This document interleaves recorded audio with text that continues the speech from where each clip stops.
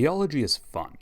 The commonalities between themes, cultures, and archetypes is fascinating to see. This is also true in fiction, particularly in fantasy settings based on real-world myths.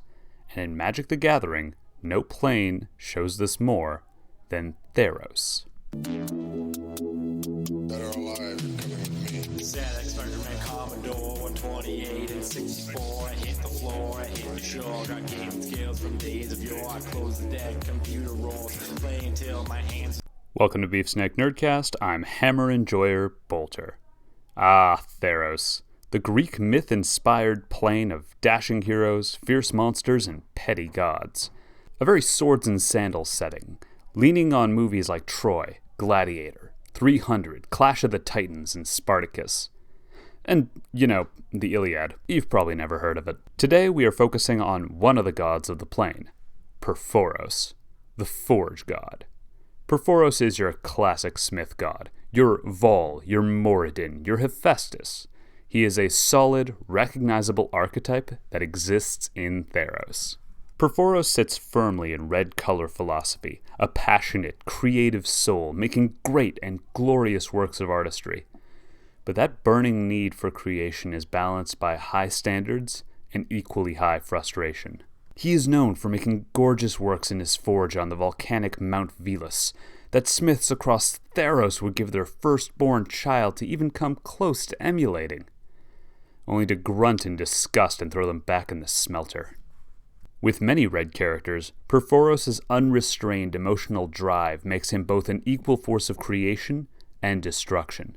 So known for this that Purphoros' hammer, Akmon, can both render the ground into molten rock, or create new enchantments from the mere sparks of striking metal. Wow, with a hammer like that, the guy must have great shoulders. I mean, Purphoros is very much built in the image of a golden god, powerfully built with rippling muscles, a core and large arms from an eternity of manual labor, and his beard is gorgeous.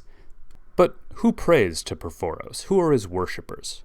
Well, gods in Theros work on the classic Dungeons & Dragons method. They are powerful based on the number and fervor of their worshippers. Kinda like numbers on YouTube, honestly.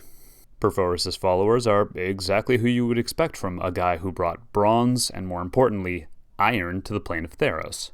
Smiths, artisans, craftsmen, and, interestingly, satyrs all give favor to this gorgeous, volatile mountain man. Hell, even the occasional warrior will give a small prayer to him when lighting a campfire. Basic stuff like that. This puts him at odds with certain gods, like Heliod, god of the sun, who Purphoros actually threw hands with, and he specifically crafted the Sword of Chaos to fight him. It didn't go well for Purphoros, unfortunately.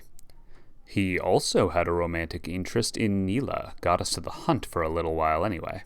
But like in every other Magic video I've made, we also have to talk a little bit about Dungeons & Dragons, as the Mystic Odysseys of Pharos is a fully fleshed out setting, and you can worship this giant golden man. Your most obvious option there is a cleric under the domain of either the Forge or Knowledge, as Purphoros values creation and pushing the limits of innovation.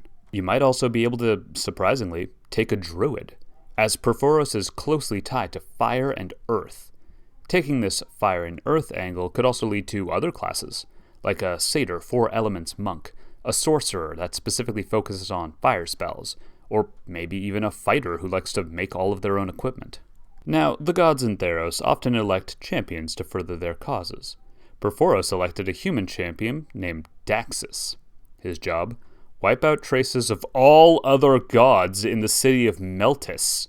The other gods were understandably quite pissed at this behavior, and called up their own champions from the underworld to stop Daxus. And it would appear they succeeded, as Purphoros had to elect a second champion by the name of Anax, the former king of Akros, which is kind of a big deal. Anax was tasked with something, pretty understandable and rational, like the total destruction of Theros. This is because Purphoros thinks it's too far gone and wants to wipe it clean and start over like so much twisted metal in his forge. Like, the guy might be handsome, but he's definitely gone off the deep end recently. Damn, dude. And that's about where Purphoros is in the current timeline of Theros itself. The gods of Theros are kind of at war with each other, and are going hard in whatever direction they tend to lean in already.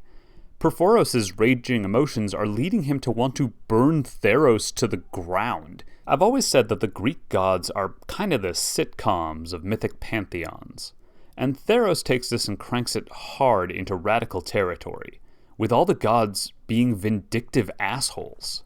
I mean, Hephaestus may have had his faults, sure, but the guy never said, "You know what, burn it all down, we'll start over." Also just found out Hephaestus sounds like Crunk in my mind. Never realized that. Anyway, I'd like to call that extreme, but the guy is a mono-red deity. The heart wants what it wants, and his heart wants the world to burn down and start over. And good luck trying to convince him otherwise. Anyway, that's it for me today. Thank you for tuning into Beef Snake Nerdcast. I've been Planeswalker Bolter. If you like this video, please hammer the like button and toss the subscribe button into the fire. Might as well forge a solid connection to this channel by hitting that bell. I also just started a Patreon for the new year. If you want to go over there and toss me a bit of love, it's only $5. You'll get videos a week early, and you'll get bloopers if they happen. Every little bit helps. Thanks, guys. Please tune in next time when we'll be lighting a fire under a major demon of Slaanesh, the Mask of Slaanesh. Until then, be creative, be passionate, and please don't burn things down.